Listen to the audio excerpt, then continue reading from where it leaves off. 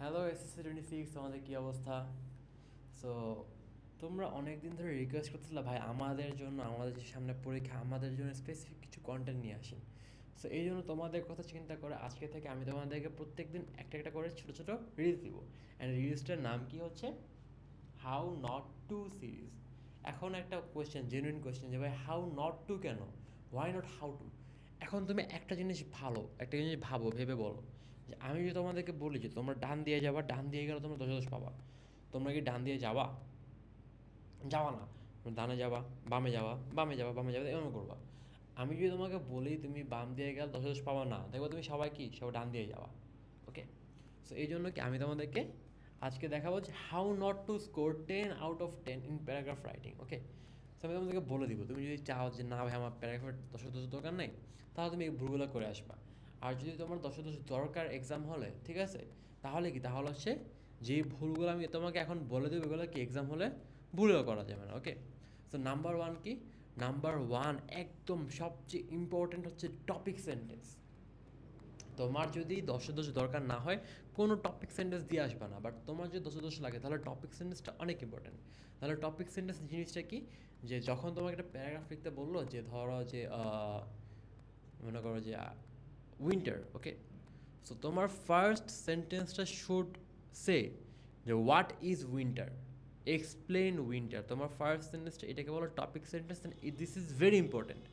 তুমি যদি এই টপিক সেন্টেন্সটা না দাও, তোমার টিচাররা দেখবে ইনস্ট্যান্টলি 1 মার্ক কমাই দেবে। সো টপিক সেন্টেন্সটা অনেক ইম্পর্টেন্ট।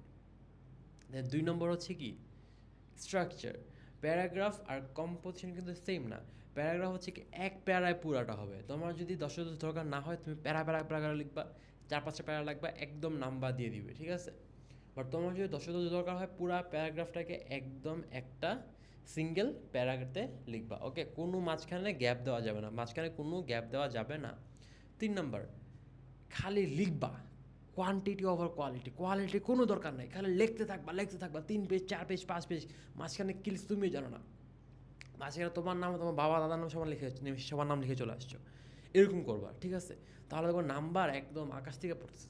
ওকে, আর তোমার যদি ফুল নাম্বার দরকার হয়, তাহলে কি তুমি ঠান্ডা মাথায় আস্তে ধীরে একদম মেইন যে টপিকগুলো ওগুলোই লিখে আসবে, কখনো আউট অফ টপিক যাবা না। 4 নম্বর, ধুমায়া স্পেলিং মিস্টেক আর গ্রামাটিক্যাল মিস্টেক করে আসবা। দরকার আসছে তো সুন্দর করে লেখার। আর যদি তোমার শুধু দরকার হয়, তোমার যদি টেন আউট অফ 10 লাগে, তাহলে কি কোনো গ্রামাটিক্যাল মিস্টেক করা যাবে না, কোনো স্পেলিং মিস্টেক করা যাবে না। অ্যান্ড লাস্টলি একটা জিনিস যেটা অনেক ইম্পর্টেন্ট বাট কেউ বলে না, ভাই সুন্দর করে লিখতে হবে। এখন তোমার হাতের লেখা খারাপ, এটা আসলে তোমরা তো কোনো চেঞ্জ করতে পারবে না তো কম সময়ে। বাট তুমি যেটা করতে পারবা, সুন্দর করে স্পেসিং মেনটেন করে, সুন্দর করে মার্জিন করে, খাতা ভাঁজ করবা না, মার্জিন করে সুন্দর করে লিখে আসবা।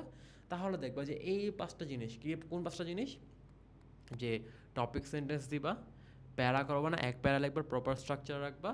তারপর কি কখনো খুব বেশি লিখতে যাবে না, 2 পেজ বা 2.5 পেজ ম্যাক্সিমাম, বাট সুন্দর করে লিখবা, কোনো মিস্টেক করা যাবে না।